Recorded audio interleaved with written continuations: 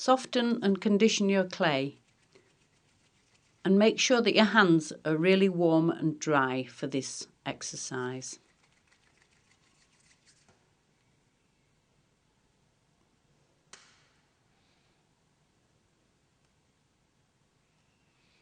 One piece of advice: it's no good making bananas that look like floppy sausages.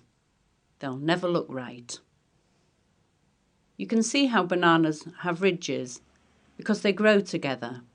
They fit all the available space, and it's really worth examining an item you're working on and seeing why things are the way they are. It helps you get a feel for what's going to make it look real. Real bananas have sides and edges. Although there are usually around 5 sides, you can get away with 4. I'm using my fingers to form the shape I need.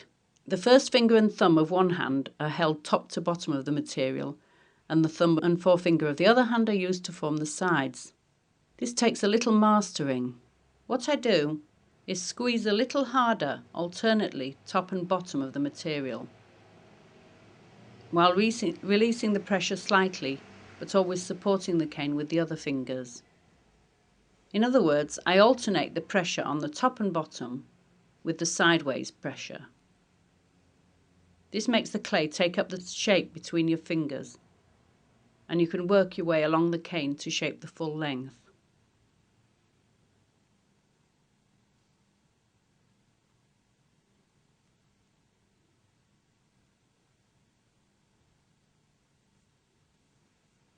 As the cane gets longer, you can shift to a combination of stroking and pulling, but always make sure you don't lose those nice sharp edges.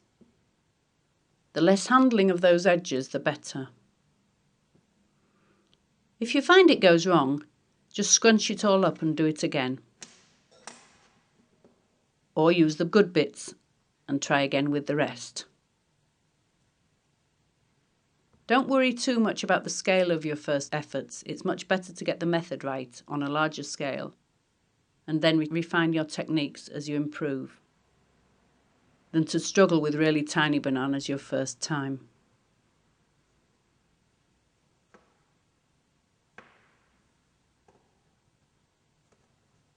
When you've got down to about 3 to 4 millimeters, that's about 3/16 of an inch in width, you can cut the banana into sections of approximately 1¼ centimeters, that's around ½ an inch in length.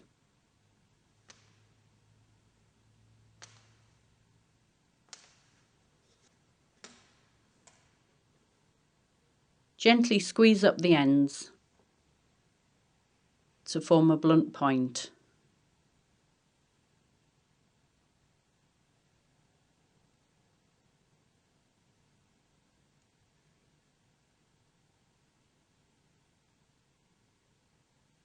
The top needs to be nipped up as well, but this time you should curve it over, and keeping the ridge uppermost in the curve, roll the end to form a sideways stalk.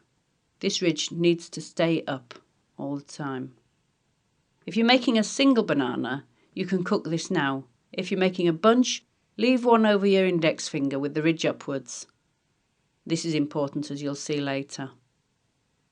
When you've made a second banana, you can sit the two side by side.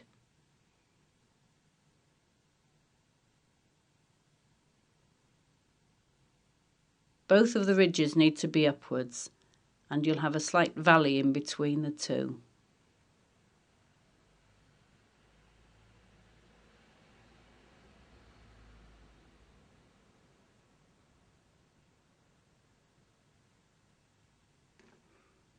Number 3 banana then can just be slotted between the other two in that valley shape.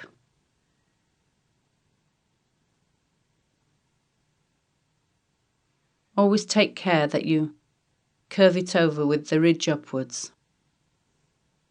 Then it'll all fit together. Of course, you can carry on to make a larger hand of bananas. In this case, I'm making 5 with 3 on the bottom and 2 on the top.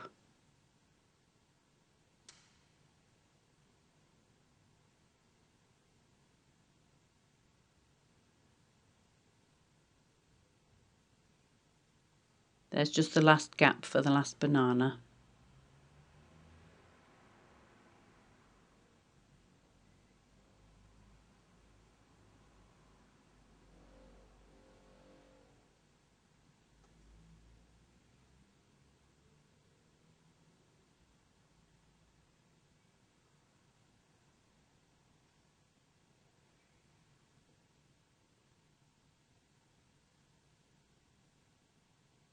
Pop the final one in.